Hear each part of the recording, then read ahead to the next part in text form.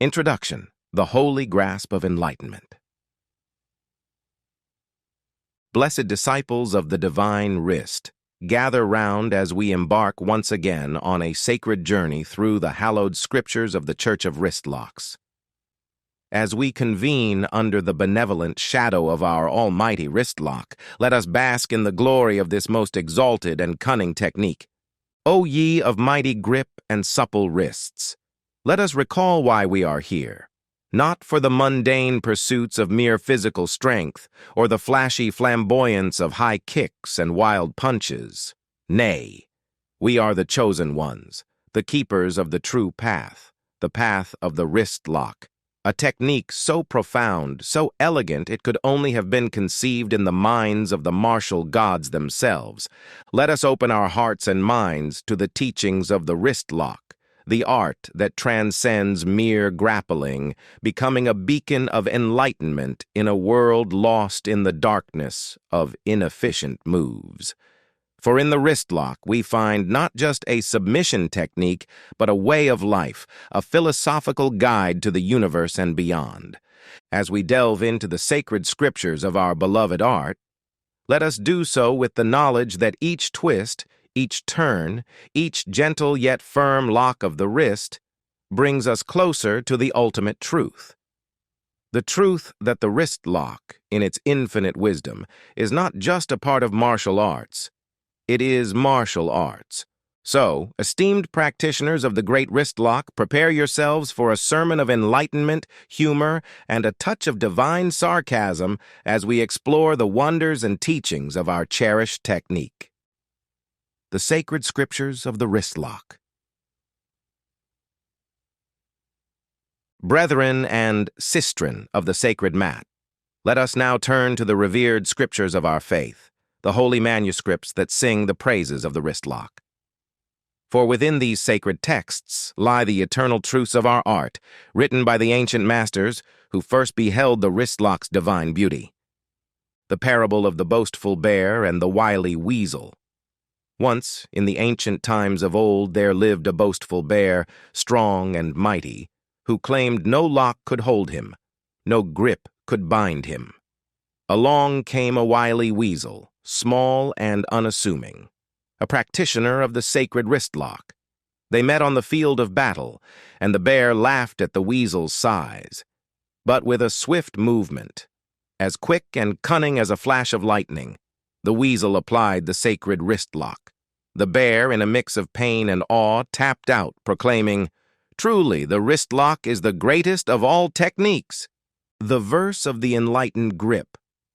And so it was written in the scrolls of joint manipulation. Blessed are those who master the wrist, for theirs is the kingdom of control. They shall guide the lost and subdue the mighty, for in the wrist lies the power of destiny. The tale of the arrogant eagle and the humble dove. An arrogant eagle, proud of his soaring strikes and mighty claws, once challenged a humble dove, a follower of the wristlock way. They clashed under the watchful eyes of the sun and moon, and though the eagle's attacks were fierce, the dove was calm. With grace and serenity, the dove used the eagle's strength against him, securing a wristlock that brought the mighty bird to the ground. The eagle, defeated but enlightened, spread the word. In the gentle grasp of the wristlock, true power is found. The wisdom of the ancient locksmith. In the gardens of strategy, the wise locksmith plants the seeds of the wristlock. For he knows, as the seasons change and the flowers bloom, so too will the opportunity for the perfect lock arise. Patience and precision, he teaches, are the keys to unlocking victory. Through these scriptures and parables, the ancient wisdom of the wristlock is passed down to us, a timeless testament to its efficacy and elegance. Let us reflect upon these teachings, for they are not mere stories, but guiding lights on our path to mastery and enlightenment. Testimonies of the wristlock. In the hallowed halls of our great Church of Wristlocks, many have come to find enlightenment and transformation through the sacred art. Let us share some of their most inspiring and humorous testimonies. The Vision of Victor the Visionary. Victor, renowned in martial arts circles for his elaborate and intricate techniques, once viewed the wrist lock with skepticism.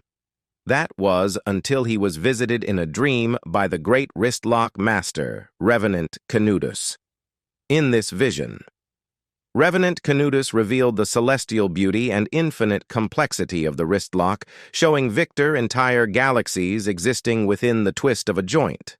Awakened from his slumber, Victor became an ardent disciple, preaching that the wristlock held the key to unlocking the mysteries of the universe.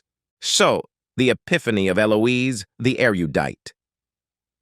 Eloise, ever the scholar of martial arts, had always approached techniques with a meticulous eye, seeking logic and practicality in every move. Her skepticism towards the wristlock's simplicity was well known until one fateful evening altered her perspective. Walking home through a dimly lit alley, Eloise found herself confronted by a would-be assailant. In that critical moment, instinct and training took over, and she executed a flawless wristlock, neutralizing the threat with astonishing efficiency. This real-world application sparked Eloise's epiphany. The wristlock was not just a technique, but a profound blend of practicality, effectiveness, and graceful control perfectly suited for the unpredictable dance of self-defense. The transformation of timid Timothy. Timothy, nicknamed Timid for his shy demeanor, never believed he could stand out in the world of martial arts. However, his encounter with the wristlock at a church seminar changed everything. When he effortlessly wristlocked a notorious braggart in front of the entire class, Timothy found his inner lion. His transformation was so profound that he became a legend in local dojos, a testament to the empowering force of the wristlock. The redemption of Rhonda the Reckless.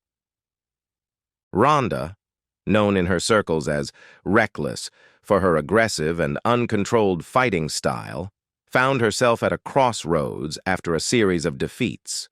Seeking guidance, she turned to the Church of Wristlocks, where she learned the art of the wristlock. The technique taught her the value of precision over power, control over chaos.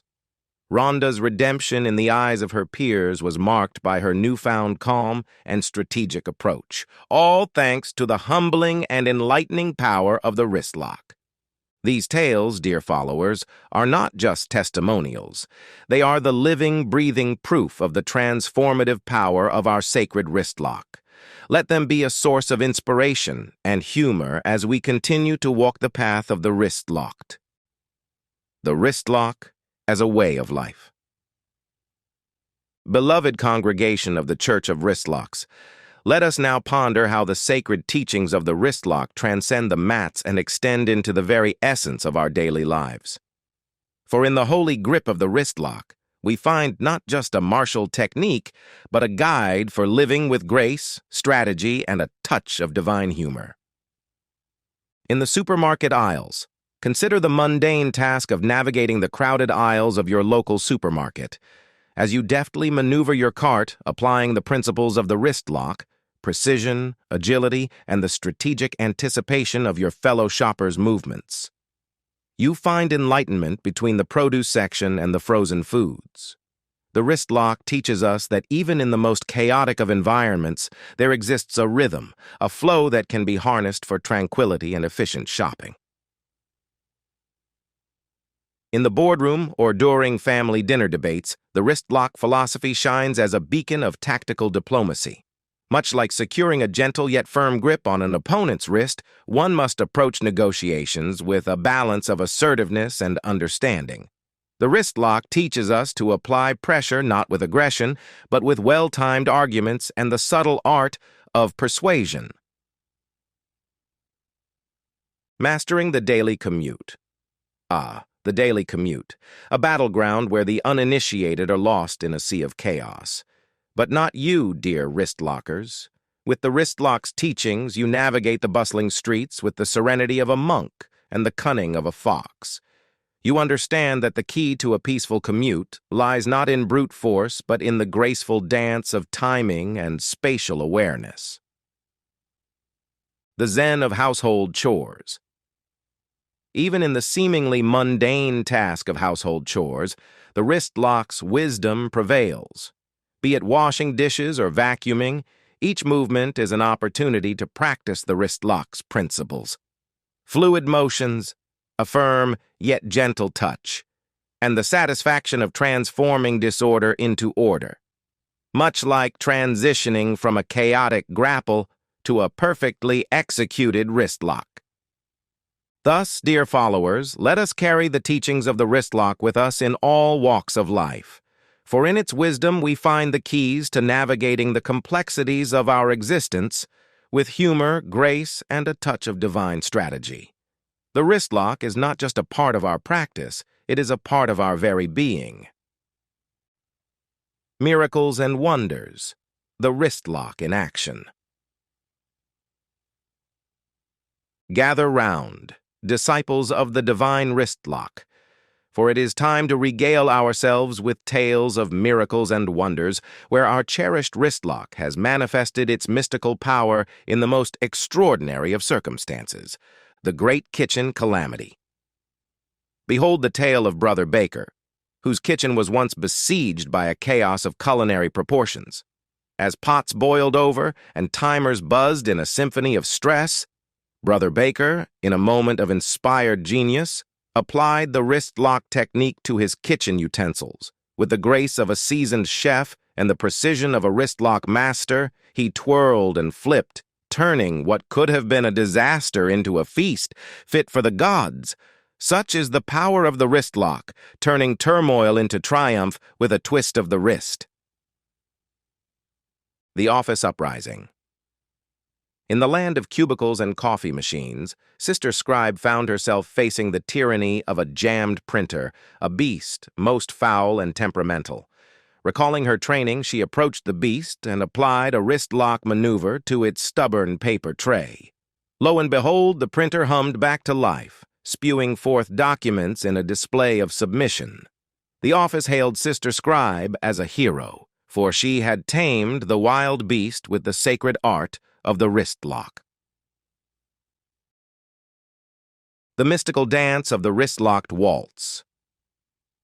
At the grand ball, Lord Lockwell, a secret practitioner of our faith, found himself in a dance with the Duchess of Disdain, a notorious critic of all things wristlock. As they waltzed, the Lord subtly introduced wristlock movements into their dance, leading with such finesse and elegance that the Duchess found herself swirling in a trance of unexpected delight. By the dance's end, she had become a fervent admirer of the wristlock, proclaiming its grace to all the land. The Great Escape of Gentleman Grappler. Gentleman Grappler, while on an expedition in the jungles, found himself ensnared in the grip of a vine so tenacious it could rival the strongest of holds. Channeling the spirit of the wristlock, he twisted and turned, applying the sacred principles to free himself from nature's grasp. His escape was so artful that even the birds and beasts paused in awe, recognizing the mastery of a true wristlock disciple. These stories, dear brethren and sistren, though shrouded in a veil of humor, speak to the boundless applications of our beloved wristlock. In kitchens and offices, ballrooms and jungles, the wristlock emerges not just as a technique, but as a beacon of hope, a testament to the ingenuity and spirit of its practitioners. Closing prayers. O glorious adherents of the majestic wristlock, as we approach the culmination of our sacred gathering, let us cast our eyes to the future, a future so resplendent in the glory of the wristlock that it outshines even the sunniest of Brazilian beaches. The grand vision of tomorrow.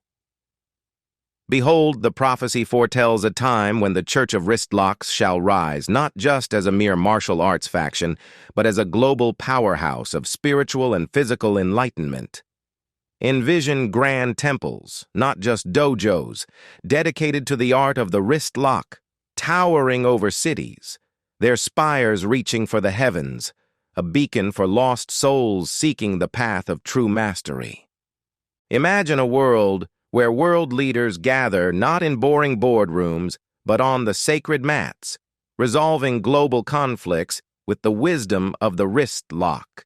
Picture a society where the morning greeting is not a mundane handshake, but a respectful and gentle wristlock exchange, symbolizing trust, camaraderie, and a shared understanding of life's greatest technique, the wristlock in every aspect of life. The day will come when the wristlock is not just a part of martial arts training, but a core curriculum in schools.